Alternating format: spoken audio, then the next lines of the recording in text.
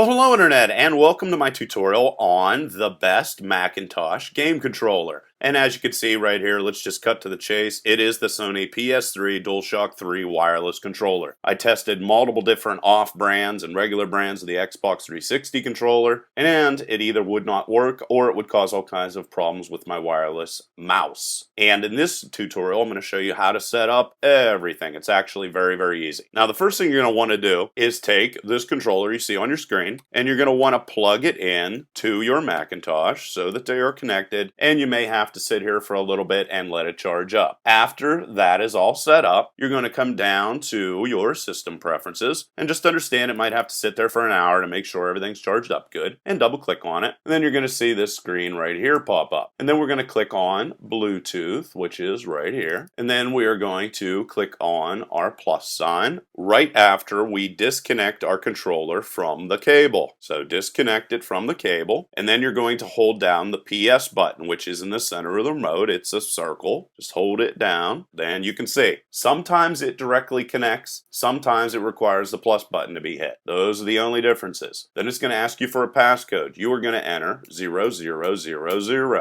and then click on pair. Now as soon as that disappears off the screen, which is going to happen here in a second, there you go. You're going to click on this, and then you're very quickly going to come down here to this little cog and click add to favorites. That's very, very important. That'll keep everything paired and working perfectly. And then you can click on the cog again and click on update services. Now it's going to go off and say disconnected for a second, and then it's going to come right back on your screen and show as connected, as you see right there. Then you can also come over here. Sometimes it says that it's paired to the device, sometimes it says that it isn't. Don't worry about it. It works. It's wireless right now. Just the important part is to configure it and to mark it as a favorite. And connected, of course, shows that it's connected. Now let's get into how to make this guy actually work. We're going to close this, and then we're going to go down in System Preferences again. And the tool I'm going to use is actually called Gamepad Companion. However, unlike the $8 version, I'm using version 2.4, and there's a link underneath the video if you want to get a hold of that, and it is free. I actually do not like the 3.1 version, which cost $8, because it messes up my mouse. Well, either way, after you click on System Preferences, you're going to see Gamepad Companion. You're going to double click on that, and it's going to say it needs to shut and then reopen. Okay, fine. And there it is. So here is Gamepad Companion, as you can see right here on your screen, and here is your PlayStation controller. Now what you're going to have to do for every single game is map out what codes you're going to want to use. Kind of a pain, but after you do it the first time, it's actually pretty easy. So you're going to go through and you're going to click on each of your buttons. I'm going to get out of Minecraft. Minecraft, I'm going to tell you, is kind of buggy. Everything works except for the mouse movements where you scroll around, but really it is one of the only games that is buggy. Well, I'm going to go into Braid, which is a quite simple one, and I'm going to press on the X button in the controller, and you're going to see how it changes. Here I have the press of the X button on the controller is set to space, and just to do that, you just click on single key, and it's going to pop up and say, okay, what single key? And you click on space. That's all you're going to do. And then if you want to set up so that you can move both with the regular stick, you can see here I just clicked on left on my regular stick on my controller, and you want to set it up for multiple keys. So if I press it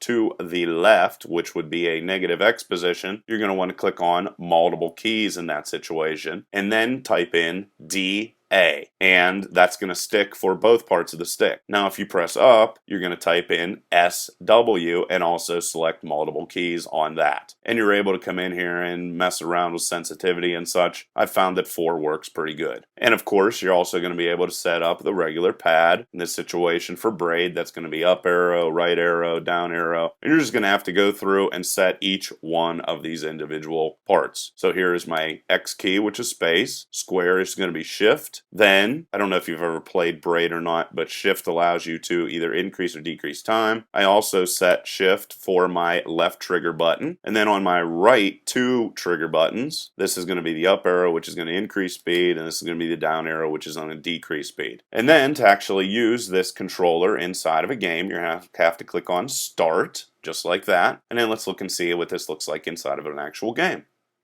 And here is the start of Braid, and you can see I'm using my right joystick on my gamepad, and I'm controlling the mouse. I'm going to click on Launch, and I mapped out my left mouse button to the triangle button on the controller. And platformer games work awesome for this. And as you can see, there I am jumping across the screen. Pretty easy. And there I am, and I started this over, and there you can see. It's very, very easy to get this all going and working. Let's go into the actual game, and here we are again, just jumping around, being a little crazy. This is actually a fabulous game, by the way, if you've never played it.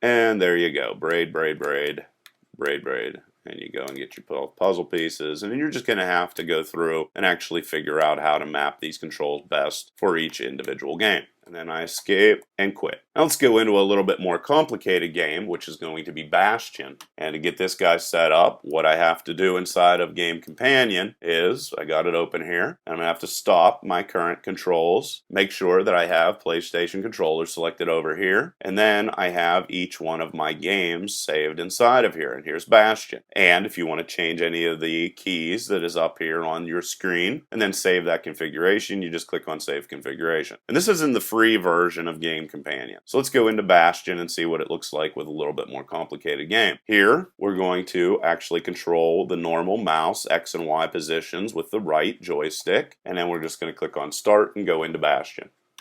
And here I am. I'm going to go in and I can control my mouse just like before, hit continue, and here I am in Bastion.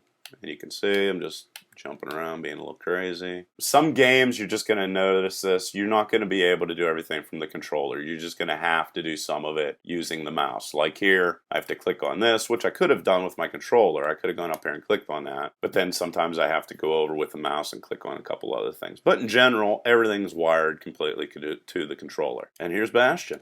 And you can see I'm able to play it even on the kind of inferior Macintosh system. And you can see this is going to be one of the buggy things though. I'm just telling you all the positives and negatives. You're going to have to really play around with your sensitivity to make sure that you get it set properly for the type of game that you're playing. So, but one of the positives is some games are easier because you can use things like shields and so forth and so on. And just so you know how this is all set up 100%, let's click on PlayStation and let's go over. This is going to be the guy. This is going to be your right joystick on your controller. This is going to be the guy where you need to play with sensitivity and set it to whatever works for you. So there you go. There is the #1 Mac game controller. I tested 5 of them, and without a doubt, this guy works perfect on all 3 operating systems pretty much the first time. If you want to get the Gamepad Companion software, there's a link underneath the video, and you can get it. It's free, and so forth and so on. Leave any questions, comments, or requests below. Otherwise, till next time.